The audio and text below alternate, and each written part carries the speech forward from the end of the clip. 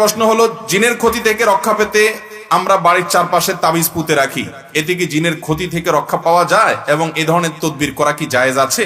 যদি জায়েজ না থাকে তাহলে জিনের ক্ষতি থেকে বাঁচার উপায় কি? দেখুন, জিনের ক্ষতি এবং উপদ্রব থেকে বাঁচার জন্য নানান কাজ আমাদের দেশে হয়। এর ভিতরে একটা হলো এই যে ঘরের চার কোণে চারটা তাবিজ পোতা ইত্যাদি ইত্যাদি। এরকম কোন শিক্ষা নবী সাল্লাল্লাহু আলাইহি সাল্লাম থেকে আমরা পাই না। বরং দুষ্ট জিনের উপদ্রব থেকে বাঁচার জন্য, ব্ল্যাক ম্যাজিক থেকে বাঁচার জন্য সূরা ইখলাস, সূরা ফালাক, সূরা নাস সকাল সন্ধ্যা ৩ বার পড়বেন। বিসমিল্লাহিল্লাযী লা ইয়াদুররু মা ইসমিহি শাইউন ফিল আরদি ওয়ালা ফিস সামা ওয়া হুয়াস সামিউল আলিম সকাল সন্ধ্যায় ৩ বার পড়বেন।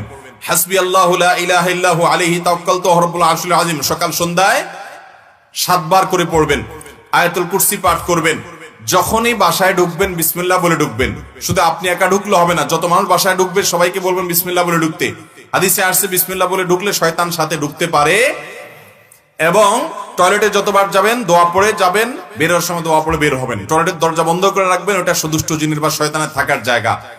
খাবার খাওয়ার পর হাড্ডি বা আপনার অন্যান্য যে কাঁটা ইত্যাদি আছে এগুলোতে পানি না ফেলে শুকনা জায়গায় রেখে এগুলো বাহিরে এমন জায়গায় ফেলবেন যাতে অন্যান্য পশু পাখিরা খায়। কারণ বিভিন্ন হাদিস থেকে এসেছে এগুলোর উপরে জিনদের খাদ্য প্রস্তুত হয়, অলৌকিক অদৃশ্য, যেটা আমরা দেখি না।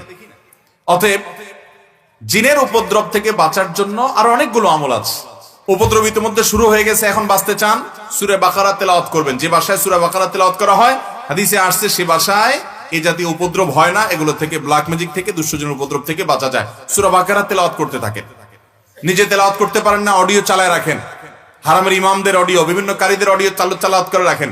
পরীক্ষিত আপনার বাসায় অস্বাভাবিক আচরণ দেখছেন, দুষ্টজনের প্রভাব মনে হচ্ছে, আপনি আমলগুলো শুরু করেন। সেই সাথে ঘর থেকে সকল হারামের যত সিম্বল আছে সেগুলো সব সরান। এভাবে আপনি যখন দায়িত্বশীল আচরণ শুরু করবেন ইনশাআল্লাহ বিইذনিল্লাহ জিনের উপদ্রব দূর হতে বাধ্য।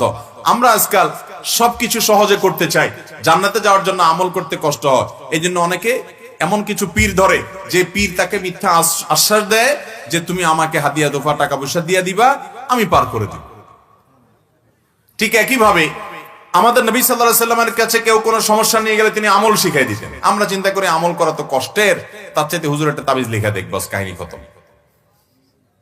অতএব আমরা আমল করবো তো ইনশাআল্লাহ, সকাল সন্ধ্যার আমলগুলো করবো ইনশাআল্লাহ তাআলা হেফাজত।